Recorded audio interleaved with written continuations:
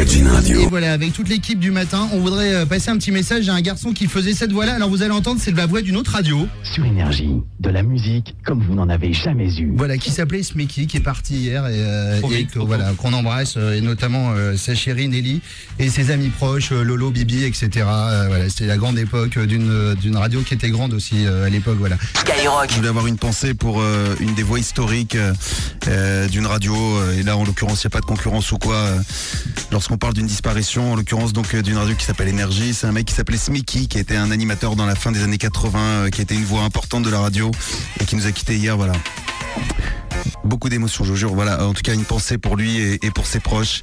Bah, je voulais faire une bise, pas à la famille, c'est compliqué de dire ça, ou aux amis, ou en tout cas avoir une pensée.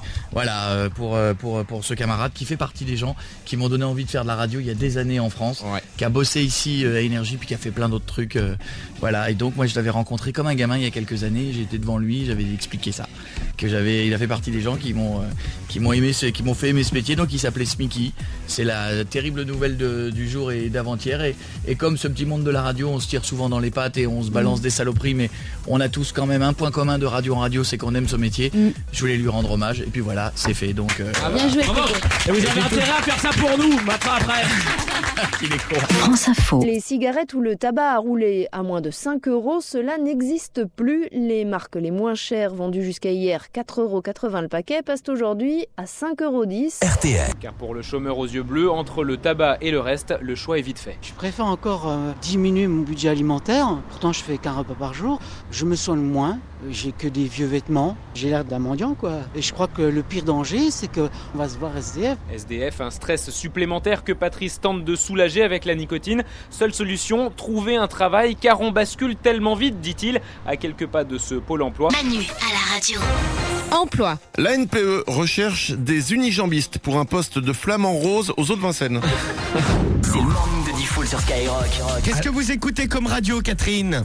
RBO. RBO. RBO. Eh bien non, Catherine. C'est quoi, Radio Bretagne Ouest. Et c'est ça. Et c'est quoi qu'il fallait dire? Eh bien il fallait dire Skyrock, Catherine. Europe 1. J'ai Carotte au téléphone. Bonjour Carotte. Bonjour tout le monde. Bonjour. Alors, vous dites mes journées sont à chier. Je suis l'agent immobilier le moins cher payé de ma ville. C'est où? C'est Nogent-le-Rotrou. Nogent-le-Rotrou. Bah oui.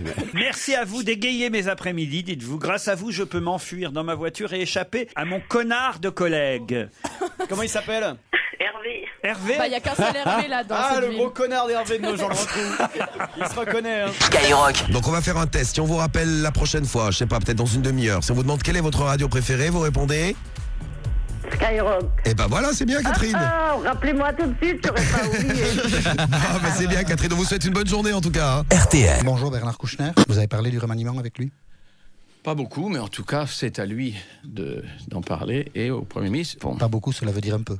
Non, pas beaucoup. Pas dire Mais un peu. Vous en avez parlé un peu si c'est pas beaucoup. Soyez pas lourdingue. Regardez, je viens de vous répondre. Alors, parlons un peu de ce qui se passe dans la politique extérieure. C'est pour ça que vous m'avez invité. Pourquoi il y a beaucoup vous ne de voulez choses. Pas parler du remaniement parce que je veux parler, je suis responsable de la politique extérieure. Vous voyez bien, Bernard Kouchner, que tout le monde dit que pour vous, c'est terminé. Comme ils sont gentils. Ils ont tort? Je ne sais pas. Attendons. Vous avez envie de rester à votre poste? Je voudrais parler des sujets importants de ce week-end, du Liban en particulier, qui est un pays ami qui s'inquiète. Europe 1. Lundi 8 novembre, Guillaume Caour prend la place de Marco. Dès ma première chronique, il me fait découvrir une sensation nouvelle. Comment appelle-t-on ça déjà, studio? Je me souviens plus le mot. Vous savez, lorsque pendant que vous parlez, votre interlocuteur vous regarde avec attention. Il n'envoie pas de SMS à Claire Chazal, il ne plaisante pas avec Julie et ne fait pas coucou à Jérémy qui tient les manettes en régie. Ah oui, c'est ça. Il m'écoute. Guillaume m'écoute et ça me fait tout drôle. Je n'avais jamais connu ça depuis 2 ans. C'est très agréable. RTL. Voilà ce qui m'intéresse de vous dire. Je vous l'ai dit trop rapidement par rapport au sujet. Mais vous avez quand même pu le dire, hein?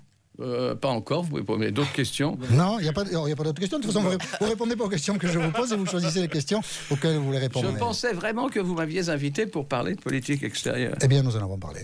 Eh bien, je vous remercie. Eh bien, merci Bernard Kouchner, qui est encore ministre des Affaires étrangères. Le vrai message est celui que les gens reçoivent. Il y a certaines chansons qui t'aident à survivre. On en a tous. Je n'ai pas de leçon à donner. Je suis un mauvais gars. Je ne suis pas un... On va la refaire. C'est Pierre-Paul Jacques que je déteste, qui me perturbe. En février 2010 est sorti le dernier album en date de Pierre-Paul Jacques. Cela faisait quelque temps qu'on n'avait pas eu...